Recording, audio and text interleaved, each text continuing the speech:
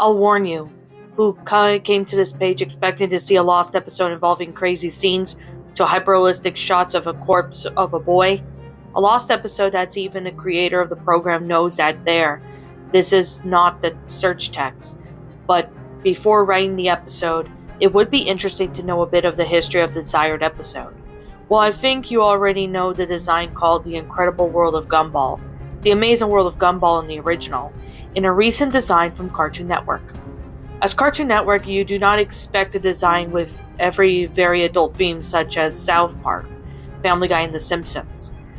Well, this is a new Gumball. It turns out that before the program looks like, the creator of design, Ben Brocklet, imagined scripts very close to the designs mentioned above. Before launching the pilot, Brocklet had his team assemble the produce of the first episodes, which have already had several storyboards, these such as lost episodes.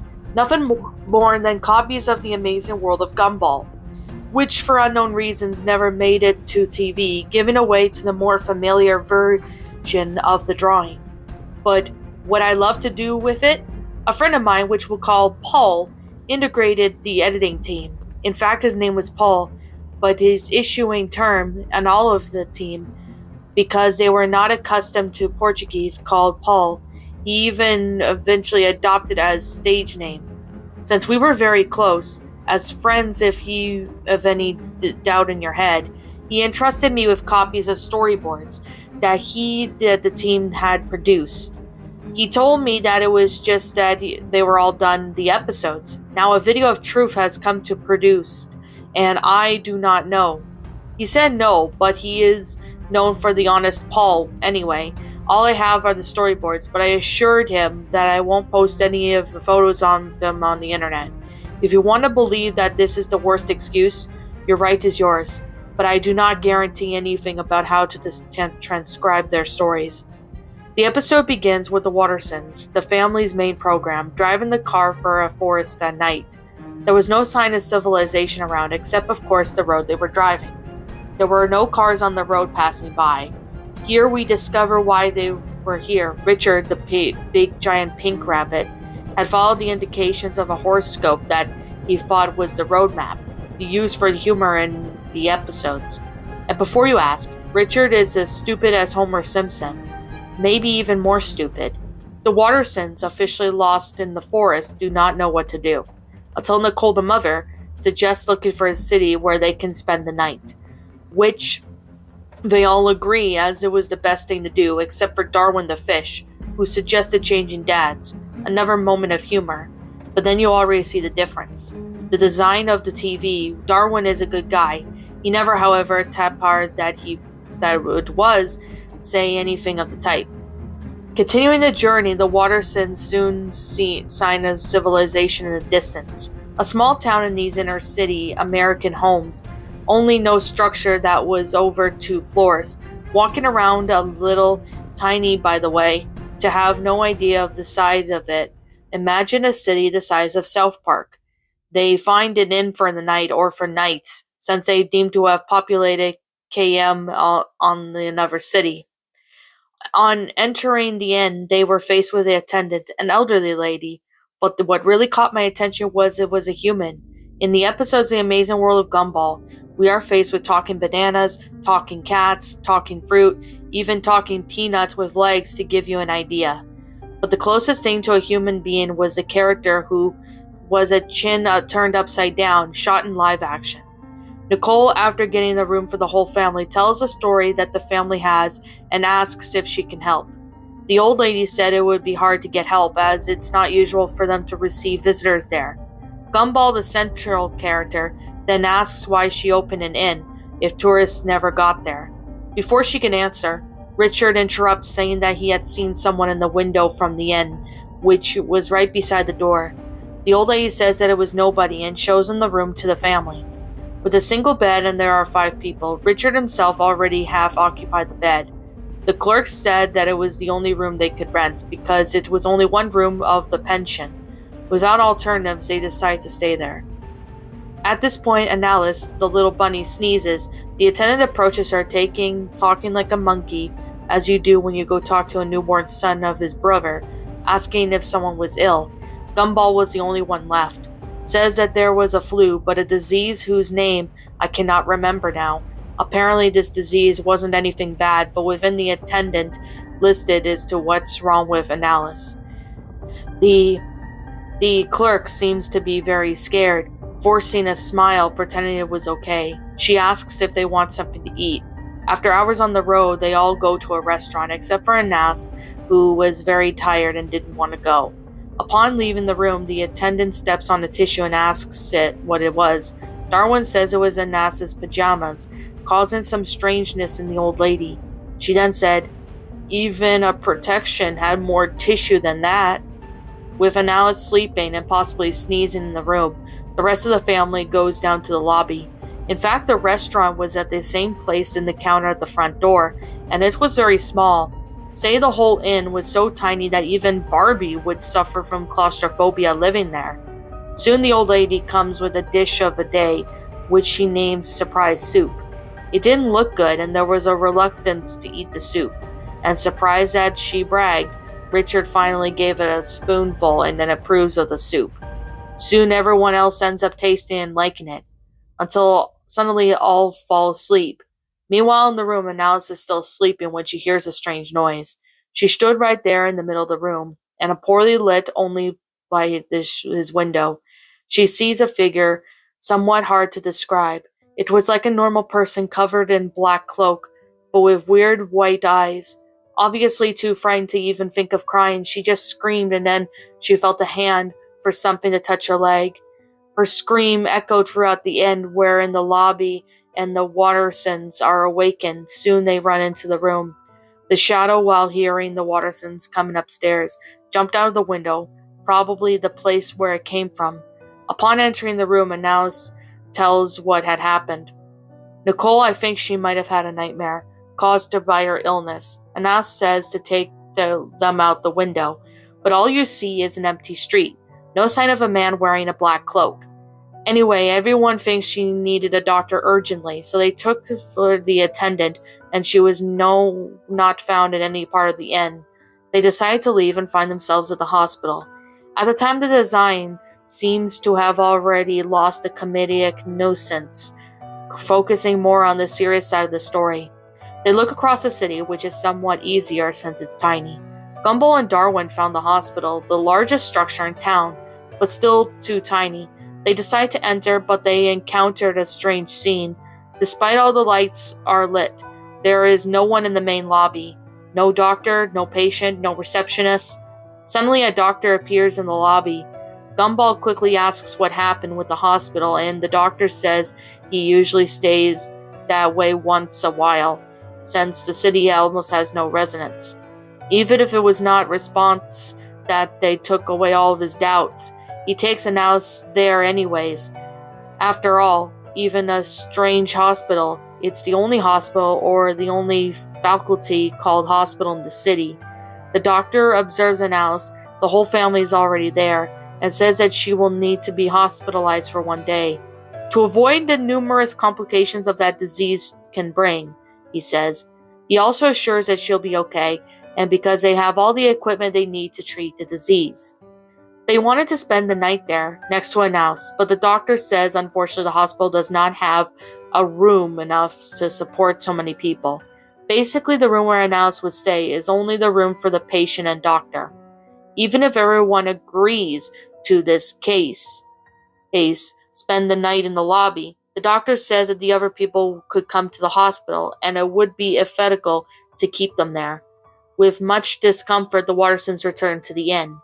There was not much else to do because Anas would have to be treated in some way, and since it was the only hospital in probably the whole town in miles in length, was the maximum that could be done. Back at the lodge, the attendant is still missing, and now Anas is already in the hospital. They have more time to look more carefully where she went. Lobby nothing, fourth nothing, attic nothing. Suddenly Nicole found her in the bathroom. She had been murdered. It was not one of those scenes from the graphically brutal murders, typical Lost episodes, but it was still a scene to be displayed with a program watched by children. There was no guts dripping on the floor. One eye was torn out and through on the wall, but there was a lot of blood, very much. It was enough to scare the Wattersons. Terrified, they ran to the hospital to pick up Anas. The city was a danger to them. At the hospital, the same scene as before, lights, air conditioning on, empty room, without bothering to call the doctor. They ran into the hallway that was described as a trach. Finally, they reached a one-room hospital. The room was in despair. I mean, it did not look like the blunt walls, cockroaches are walking the floor, like a good room of a public hospital in Brazil. But there was also almost no equipment. There was one metal pastels where he holds the saline or blood. One thing the doctor was right is there was a room for the patient and the doctor in the room. Only at the patient. It was Richard. Extremely nervous, Wattersons began to frantically search the whole hospital. Richard hears a strange noise coming from behind the door. There was nothing written on it. Upon entering it, the four descended a staircase to the basement, where it seems the hospital they find in the scene. The doctor lay stabbed to death on the floor in a very similar death of the old lady. There was also another man I forgot to mention. The doctor was also human. There were also only humans in that city. His clothing gave out that he was the one who tried to kidnap Anas, but main character center was in the basement.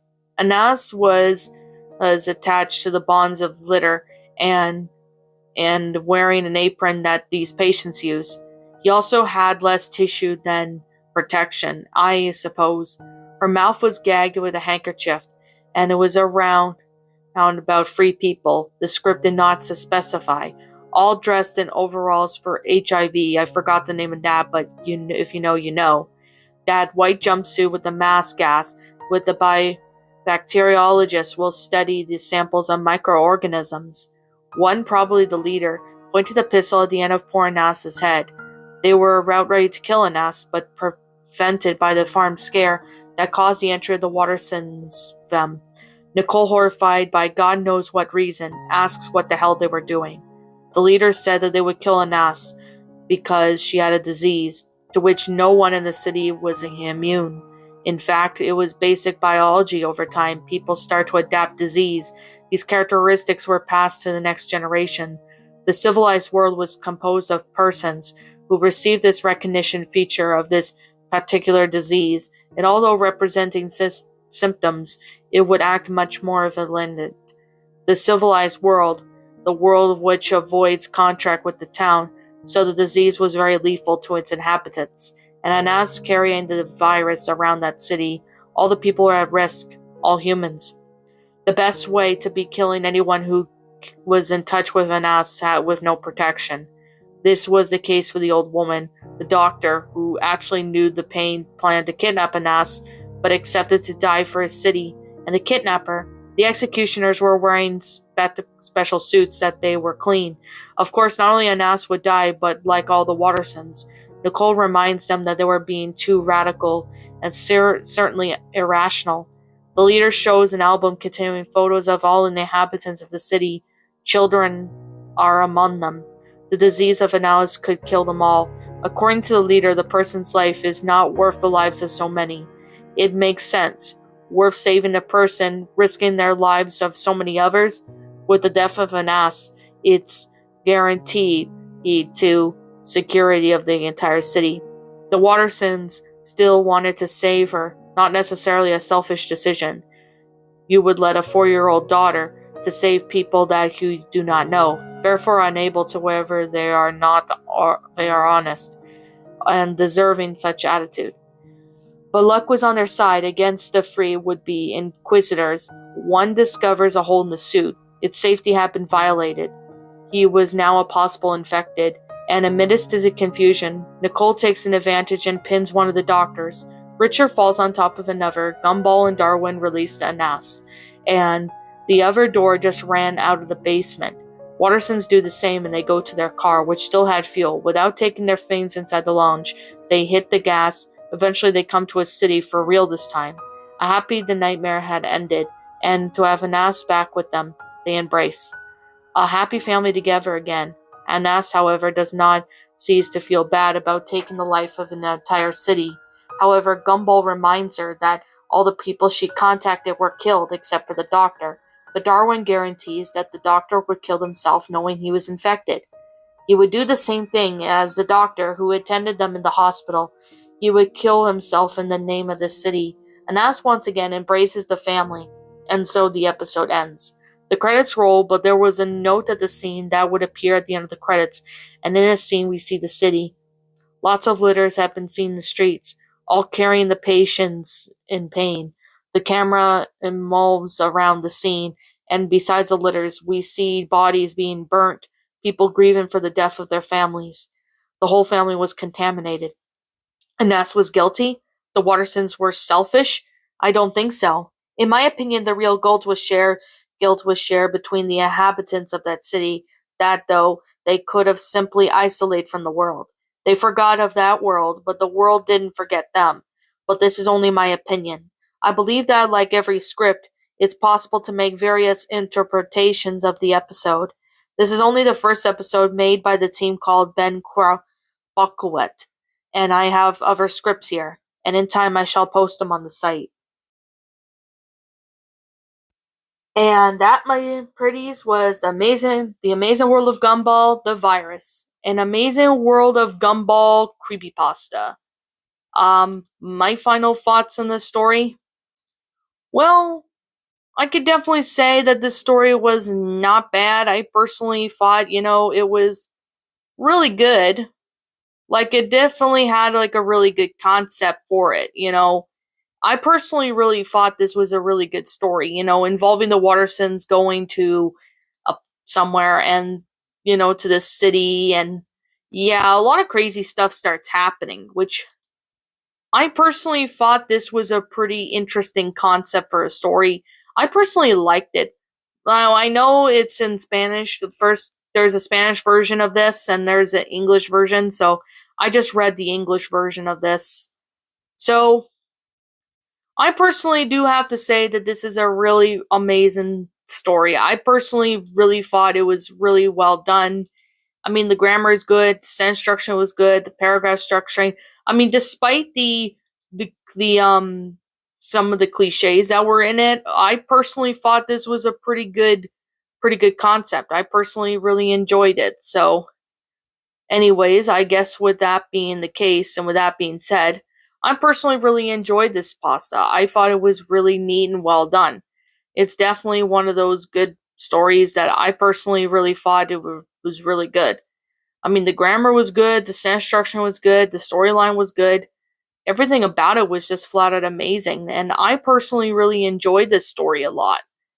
There is definitely a lot, it's definitely a pretty good story. I mean, if I have to say one of the issues I did have was mentioning lost episodes and hyperrealistic stuff and that, mentioning cliches in this story does not really help. It just doesn't really make your story scary or anything. It just doesn't. That's just one of my piece of advice I can say is to the author of the story. I can't seem to find out who you are, but if you can let me know in the comments that you're the author of this story, I'll give you proper credit. But anyways, this story was not bad. It definitely was a really interesting concept for a story. I personally thought this was good. So, I mean, there was just a few issues I did have with the story, but the story wasn't so bad. I personally really thought it was enjoyable and definitely well done. And yeah, that's pretty much I'm trying to say is that this story looked really good and all that. So I personally thought this was an alright story. I mean, there is some issues that it could have been, improved, but I still personally really thought it was enjoyable. So anyways, with that being said, and that being the case, like I'm always going to say, and like I always continue to say, this is just simply my own personal opinion. And if you happen to disagree with it, that's perfectly fine too. We're all entitled to our own opinions in regards to these creepypastas. It's just simply my own personal thoughts. I'm going to give this story a 9 out of 10. While it was a really interesting story, I personally really enjoyed it. but there were a few issues with the story that I did have to address, one of them being mentioning, cliches in a story. Yeah, don't mention in any cliches in a story saying this, for example, saying, if you think that there's going to be hyperrealism, some in this or whatever, most times it just doesn't really work with stories. That's just my honest advice. But obviously, the story seemed to be a really good concept. I could personally see this being believable, knowing that the Amazing World of Gumball has done crazy things like this in the past. So I have no doubt they would do something like that in this story. So, anyways, I guess with that being said and that being the case, what did you guys personally think of this creepypasta? Did you all enjoy it? Did you all not? Also, what you have done personally to help make this story a lot better? Feel free to let me know what your thoughts are down in the comment section down below. I'm Shadow the Lion Queen. Thank you so much for watching today's video, and if you're new to my channel, be sure to leave a like, comment, and subscribe if you're new. Ring the bell for notifications when I upload, so that way you guys will not miss an upload.